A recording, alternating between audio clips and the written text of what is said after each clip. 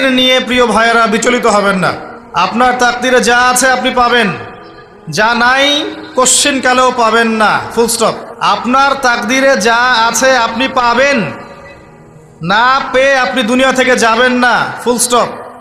আর আপনার তাকদিরে যা নাই সারা দুনিয়ার মানুষ মিলে আপনাকে দিতে পারবেন না। এই চিন্তাটা আগে মাথার মধ্যে সেট করেন। এই দুনিয়ার জীবনে আপনার দুনিয়ার বাড়ি গাড়ি, টাকা পয়সা, রিজিক, ব্যবসা বাণিজ্য, স্ত্রী সন্তান, এইগুলোকে নিয়ে এত বিচলিত হওয়ার কিছু নাই। আপনার আমার তাকদিরে যা লেখা হয়েছে এর একটা দানা আপনি বেশি খেয়ে পৃথিবী থেকে যাবেন না। আর আপনার আমার রিজিকে যা আছে তার এক চুল রেখে আপনি দুনিয়া থেকে যাবেন না। এটাই চূড়ান্ত সত্য কথা। আপনি ঘুষ খান আর সুদ খান আর দুর্নীতি করেন আর মানুষের সম্পদ আত্মসাৎই করেন না কেন, যতটুকু লেখা আছে আপনার তাকদিরে এর বেশি আপনি কিচ্ছু পাবেন না। আর আপনি হালালে থাকার জন্য যতই কষ্ট করেন, হালালে আছেন, সবজি বিক্রি করে খাচ্ছেন, আপনি ছোটোখাটো ব্যবসা করছেন, মানুষ আপনাকে দাম দেয় না, আন্ডার এস্টিমেট করে, গরিব বলে, ফকির মিসকিন বলে, কিন্তু আপনার তাকদিরে যা আছে আপনি সেটাই পাবেন, এর বেশি আপনি কিচ্ছু পাবেন। হুয়াল আউয়ালু ওয়াল আখির, আল্লাহ পাক প্রথম এবং আল্লাহই শেষ। কুল্লু মান আলাইহা ফান ওয়া ইয়াবকা ওয়াজহু রাব্বিকা যুল জালালি ওয়াল ইকরাম। প্রত্যেকটা বিষয় ফানা হয়ে যাবে, কিচ্ছু থাকবে না। এখন আপনি পৃথিবীতে যা দেখছেন এগুলোর কিছুই থাকবে না। প্রত্যেক মানুষ, প্রত্যেকটা জিন, প্রত্যেক উদ্ভিদ, প্রত্যেক এই প্রাণী, আকাশ, মহাবিশ্ব, গ্রহ নক্ষত্র, চন্দ্র সূর্য, সমুদ্র, পাহাড় পর্বত, বিশ্বনেতা, রাষ্ট্রনেতা, সমাজ নেতা, পরিবারের কর্তা, অর্থনৈতিক নেতা, সবাই মারা যাবে, সবাই শেষ হয়ে যাবে, কিচ্ছু থাকবে না। এই বিষয়টা আগে ভালো করে হজম করতে হবে যে আমরা এখানে থাকতে আসিনি, আমরা এই দুনিয়ায় থাকতে আসিনি, আমরা এখানে এসেছি চলে যেতে। যার মনের মধ্যে এই কনসেপ্ট থাকে সে কখনো আল্লাহ পাকের বিদ্রোহী হতে পারে না,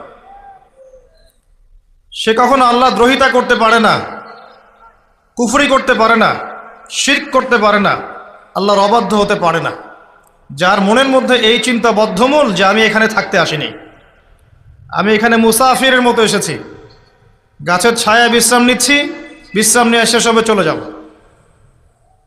যারাই আল্লাহ দ্রোহিতায় লিপ্ত হচ্ছে, শিরিক করছে, বেদাত করছে, হারাম খাচ্ছে, ঘুষ খাচ্ছে, সুদ খাচ্ছে, জেনা করছে, আল্লাহ দ্রোহিতা করছে, আল্লাহর বিধানকে অস্বীকার করছে, তারা ইনডাইরেক্টলি ধরে নিয়েছে যে তারা মনে হয় পৃথিবীতে চিরকাল থাকবে। কারণ যদি কিয়ামতের মাঠের কথা তাদের স্মরণ থাকতো তারা কখনোই কাজগুলো করতে পারতো না, পারতো? এবার আসেন, আল্লাহ পাক কলম সৃষ্টি করে তাকদির লিখেছেন, অতএব তাকদির নিয়ে প্রিয় ভাইয়েরা বিচলিত হবেন না। আপনার তাকদিরে যা আছে আপনি পাবেন, যা নাই কোশ্চিন কালেও পাবেন না, ফুল স্টপ। আপনার তাকদিরে যা আছে আপনি পাবেন, না পেয়ে আপনি দুনিয়া থেকে যাবেন না, ফুল স্টপ। আর আপনার তাকদিরে যা নাই সারা দুনিয়ার মানুষ মিলে আপনাকে দিতে পারবেন না। এই চিন্তাটা আগে মাথার মধ্যে সেট করেন। এই চিন্তা যার মধ্যে ইনস্টল করা আছে সে আত্মহত্যা করে না কখনো, সে হতাশ হয় না কখনো, সে ভয় পায় না, আল্লাহর পথে চলতে গিয়ে পিছু পা হয় না, সে জালেমের সামনে মাথা নত করে না। যার মাথায় এই চিন্তা আছে যে আল্লাহ যা লিখেছেন এটা হবে, যা লিখেন নাই সারা দুনিয়ার মানুষ মিলে সেটা হবে না, সিম্পল। এর মধ্যে আল্লাহ পাক পরীক্ষায় ফেলবেন, ওই বিষয়টা ডিফারেন্ট। আমি অবশ্যই তোমাদেরকে পরীক্ষা করব ভয় দিয়ে, ক্ষুধা দিয়ে, সন্তানের কি ইন্তেকাল দিয়ে, ফসলের ক্ষতি দিয়ে, সম্পদের ক্ষতি দিয়ে আমি পরীক্ষা করব। কিন্তু যারা সবর করবে এবং যারা এই কনসেপ্ট রাখবে ইন্না লিল্লাহি ওয়া ইন্না ইলাইহি রাজিউন, এদেরকে আল্লাহ পাক প্রশংসা করেছেন, ইনশাআল্লাহ এরা সফল হবে। আল্লাহ পাক তাকদীর লিখে ফেলেছেন। তাকদীর নিয়ে টেনশন করবেন না, রিজিক নিয়ে টেনশন করবেন না। এখনকার যুব সমাজের সবচেয়ে বড় টেনশন রিজিক। একটা জব, একটা ভালো জব, একটা ভালো ব্যবসা, সে সিকিউরড লাইফ চাচ্ছে। রিজিক নিয়ে চিন্তা করবেন না।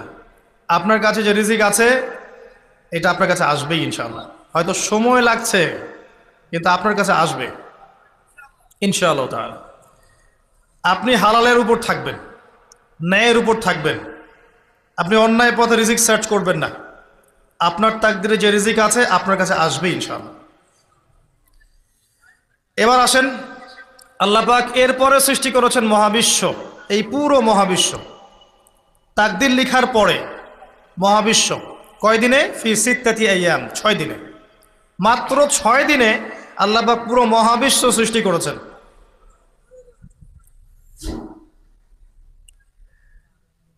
হুয়াল্লাযী খালাকাস সামাওয়াতি ওয়াল আরদা ফি সিত্তাতি আইয়াম সুম্মা ইস্তাওয়া আলাল আরশ। সূরা হাদীদের মধ্যে একটা আছে, তিনি সে আল্লাহ যিনি এই মহাবিশ্ব সৃষ্টি করেছেন 6 দিনে, এরপরে আরশের উপর সমাসীন হয়েছেন।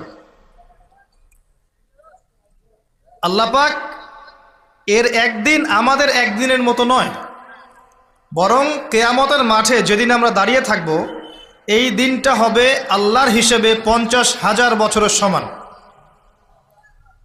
মানুষ অস্থির হয়ে থাকবে, বিচার শুরু হচ্ছে না কেন। অপেক্ষা করা কাজটা খুব যন্ত্রণাদায়ক, তাই না? কারো জন্য অপেক্ষা করা, অপেক্ষা করে আছেন, 1 ঘন্টা পর আসবে, এলো না, আপনি অস্থির হবেন। 2 ঘন্টা পর এলো না, 10 ঘন্টা পর এলো না, আপনি অস্থির হবেন, পায়চারি করবেন, বই পড়বেন, নাস্তা খাবেন, হাঁটাহাঁটি করবেন, আপনি ব্যাকুল হয়ে যাবেন। অপেক্ষা করা একটা ডিফিকাল্ট কাজ। কিয়ামতের মাঠে মানুষ 50,000 বছর অপেক্ষা করবে, বিচার শুরু হচ্ছে না কি জন্যে। সবাই গিয়ে ধন্না দিবে, প্রথমে আদম আলাইহিস সালাম, তারপরে নূহ আলাইহিস সালাম, ইব্রাহিম, মূসা, ঈসা আলাইহিমুস সালাম। আল্লাহর কাছে একটু সুপারিশ করেন, বিচার যেন শুরু হয় অ্যাটলিস্ট। কেউ কিচ্ছু করতে পারবে না, কারণ সবাই বলবে ইয়া নাফসি, ইয়া নাফসি। দূর থেকে একজনের আওয়াজ আসবে, যিনি ইয়া নাফসি বলছেন না, যিনি বলছেন ইয়া উম্মতি, ইয়া উম্মতি। সবাই তার কাছে যাবে এবং তিনি আমাদের নবী মুহাম্মদুর রাসূলুল্লাহ সাল্লাল্লাহু আলাইহি ওয়াসাল্লাম সিজদায় পড়ে যাবেন এবং তার উম্মার জন্যে সুপারিশ করবেন। উম্মার কবিরা গুনাহগার ব্যক্তিদেরকে সুপারিশ করে তিনি জান্নাতে নিয়ে যাবেন ইনশাআল্লাহ। আল্লাহ তাকে ওয়াদা করেছেন, হে নবী, তোমার উম্মতের কোনো ব্যক্তি যদি শিরিক না করে আমার সামনে উপস্থিত হয় আমি তাকে মাফ করে দেব ইনশাআল্লাহ। হাদিসে কুদসির মধ্যেও আছে যে হে আদম সন্তান, তুমি যদি দুনিয়ার সমান পাপ নিয়ে, আসমান জমিন সমান পাপ নিয়ে আমার সামনে দাঁড়াও, কিন্তু আমার সাথে কাউকে শরিক করনি, তাহলে আমি আল্লাহ তোমার সামনে আসমান জমিন সমান ক্ষমা নিয়ে উপস্থিত হব ইনশাআল্লাহ। শোনেন, 1000-999 জন মানুষ জাহান্নামে যাবে, প্রতি 1000-999 জন মানুষ জাহান্নামে যাবে। সহিহ বুখারীর হাদিস 4 বার এসেছে। এখানে ইকুয়েশনটা এমন না যে ম্যাথামেটিক্যালি ক্যালকুলেট করতে হবে, এমন নয়। এটা দিয়ে আধিক্য বোঝানো হচ্ছে, বেশিরভাগই জাহান্নামে যাবে। এই কথা আল্লাহ পাক কিন্তু সূরা আরাফের মধ্যেও বলেছেন 179 নম্বর আয়াতে, ওয়ালাকাদ যারানা লিজাহান্নামা কাসীরাম মিনাল জিন্নি ওয়াল ইনস। একই বিষয়ে কোরআন হাদিস পরস্পর মিলে যায়। এখানে একটা বিষয় বুঝতে হবে, আল্লাহ পাক বলেছেন সূরা নিসার মধ্যে, ইন্নাল্লাহা লা ইয়াগফিরু আন ইউশরাকা বিহি ওয়া ইয়াগফিরু মা দুনা যালিকা লিমান ইয়াশা।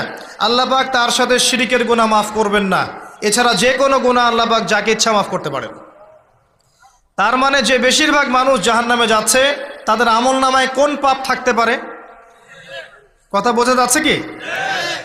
নিঃসন্দেহে তাদের আমল নামায় শিরকের পাপ থাকবে। এটা বুঝতে আপনাকে পিএইচডি করার দরকার নাই। আল্লাহ পাক শিরক ব্যতীত যে কোনো পাপ যাকে ইচ্ছা মাফ করতে পারেন। তার মানে তারা জাহান্নামে যাচ্ছে বিকজ অফ শিরক। আমাদের মুসলিমরা এখন শিরক বোঝে না, অমুসলিমরা তো শিরক করেই। যেমন কেউ বলছে ওয়াকালাতিল ইয়াহুদ উযাইরুন ইবনুল্লাহ, ইহুদিরা বলছে উযাইর আল্লাহর সন্তান, নাউযুবিল্লাহ, শিরক। অথচ ওরাই এখন বিশ্বকে রুল করছে, তাই না? ওয়াকালাতিন নাসারা আল মাসীহ ইবনুল্লাহ, নাসারা বলছে যে ঈসা ইবনে মারইয়াম আল্লাহর সন্তান, তাই না? অথচ ওই সভ্যতাই এখন বিশ্বকে রুল করছে। যালিকা কাউলুহুম বিআফওয়াহিহিম, এটা ওদের মুখের কথা, এটা জাস্ট মুখের কথা। আবার অনেক সময় দেখা যায় যে আল্লাহকে বাদ দিয়ে আমরা মাধ্যম পূজাও করছি। অমুসলিমরা তো শিরক করছেই, যারা মুসলিম তারা দেখবেন আল্লাহকে বাদ দিয়ে মাধ্যম পূজা শুরু করেছে। মাজারের পূজা করছে, কবরের পূজা করছে, মৃত ব্যক্তির ওসিলায় পার পাওয়ার চেষ্টা করছে। মুসলিম থেকে দেখবেন তাকদীরকে অস্বীকার করছে, আল্লাহর হালালকে হারাম করছে, আল্লাহর হারামকে হালাল করছে। মুসলিম থেকে দেখবেন যে হাতে একটা আংটি পড়েছে, ভাই কি জন্য পড়েছেন? এই রোগ ভালো হবে আমার। গলায় একটা বালা ঝুলিয়েছে, কোমরে একটা মাদুলি, ভাই এগুলো কেন? এগুলোতে রোগ ভালো হবে। মুসলিমদের কথা বলছি, অমুসলিমদের কথা বাদ দেন। যারা বলছে আল্লাহর সন্তান আছে ওদের কথা তো বলার দরকার নেই আমাদের, কারণ এগুলো স্পষ্ট শিরক। তবে এতটুকু বলি যে 25শে ডিসেম্বরে যারা বলেছে মেরি ক্রিসমাস, বলেছে না? 25শে ডিসেম্বর যারা বলেছে মেরি ক্রিসমাস, মুসলিমদের মধ্যে এরা স্বীকার করে নিয়েছে যে ওই দিন আল্লাহ রাব্বুল আলামিন ঈসা আলাইহিস সালামকে জন্ম দিয়েছেন। নাউযুবিল্লাহ, নাউযুবিল্লাহ মিন যালিক। আর এটা এত বড় একটা কথা, এই কথা যদি আসমান জমিন আর পাহাড় শুনে রিয়্যাক্ট করতে পারতো, থরথর করে কেঁপে ভেঙে যেত এরা। সূরা মারিয়ামের শেষের দিকে পড়ে দেখেন, وقالوا اتخذ الرحمن ولدا لقد جئتم شيئا إدا وقالوا اتخذ الرحمن ولدا لقد جئتم شيئا إدا تكاد السماوات والأرض يتفطرن منه وتنشق الأرض وتخر الجبال هدا। পরেন অর্থটা, আসমান জমিন পাহাড় যদি এই কথা শুনে রিয়্যাক্ট করতে পারতো এরা চৌচির হয়ে যেত। এত বড় একটা কথা বলেছো তোমরা যে ঈসা আলাইহিস সালামকে আল্লাহ পাক জন্ম দিয়েছেন, নাউযুবিল্লাহ। তো এরা তো শিরক করছেই। মুসলিমরাও দেখবেন এই যে যেগুলো বললাম, আল্লাহকে বাদ দিয়ে অন্যের কাছে দোয়া করছে, আল্লাহকে বাদ দিয়ে অন্যকে সেজদা করছে, আল্লাহকে বাদ দিয়ে অন্যের কাছে নজর মানত করছে, আল্লাহকে বাদ দিয়ে অন্যের জন্য জবাই করছে, আল্লাহর তাকদীরকে অস্বীকার করছে, আল্লাহর হালালকে হারাম করে নিচ্ছে, আল্লাহর হারামকে হালাল করে নিচ্ছে।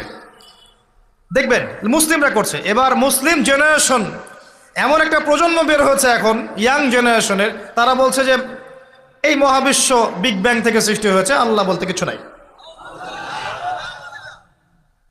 আপনি বোঝেন কি কারণে প্রতি হাজারে 999 পিপল জাহান্নামে কেন যাবে? কারণটা কি? শিরক। আর এই শিরকটা হচ্ছে আপনার চিন্তায়, আপনার কথায় এবং আপনার কাজে।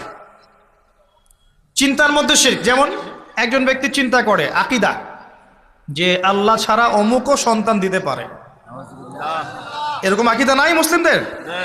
আছে। একজন বলছে আল্লাহ কল্যাণের মালিক আর শয়তান হচ্ছে অকল্যাণের মালিক। কথাটা শুনতে খুব ভালো লাগে না? অকল্যাণ হয়তো আল্লাহর পক্ষ থেকে আসে না, আল্লাহ পবিত্র, অকল্যাণ শয়তানের পক্ষ থেকে আসবে। ব্যাপারটা কি এমন? ভালো মন্দ, কল্যাণ অকল্যাণ, দুঃখ কষ্ট সুখ সবকিছু কার পক্ষ থেকে আসে? এমন নয় যে ভালোগুলো আল্লাহ দেন, অকল্যাণগুলো শয়তান দেয়, নাউযুবিল্লাহ। এরকম আকীদা আছে মানুষ। কিছু মানুষ বলছে তাকদীর বলতে কিচ্ছু নাই, মানুষ নিজেই তার কর্মের নিয়ন্ত্রণ, শিরক। কিছু মানুষ বলছে যে ভাগ্যই সব, মানুষের কাজের কোনো স্বাধীনতা নাই, মানে ভাগ্যই সব, আমার কাজের কোনো স্বাধীনতা নাই, আমি কলের পুতুল। চুরি করেছো কেন? আল্লাহ তাকদীর লিখেছে তাই। সুদ খাও কেন? ঘুষ খাও কেন? রিলিফের মাল মেরে খাও কেন? আল্লাহ তাকদীর লিখেছে তাই। এরকমও কিছু মানুষ আছে।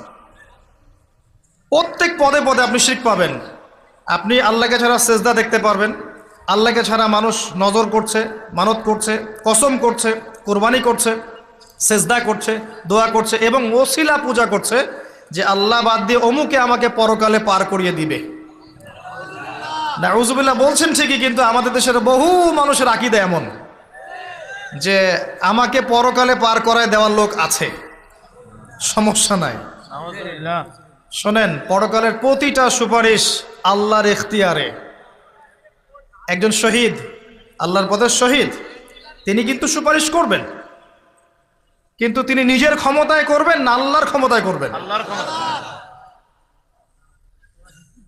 আলেম, হাফেজ, আল্লাহর পথের যারা মুজাদ্দিদ ছিলেন, আল্লাহওয়ালা আউলিয়া মানুষ, নবীগণ, সিদ্দিকগণ, সুহাদা, সুপারিশ করবেন নিজেদের ক্ষমতায় না আল্লাহর ক্ষমতায়? আকীদা স্পষ্ট না থাকলে তখন আমল করতে গিয়ে শিরক হয়ে যাবে। আর শিরক হলেই কি হবে? ওই যে বললাম, প্রতি হাজারে 999 জন মানুষ জাহান্নামে।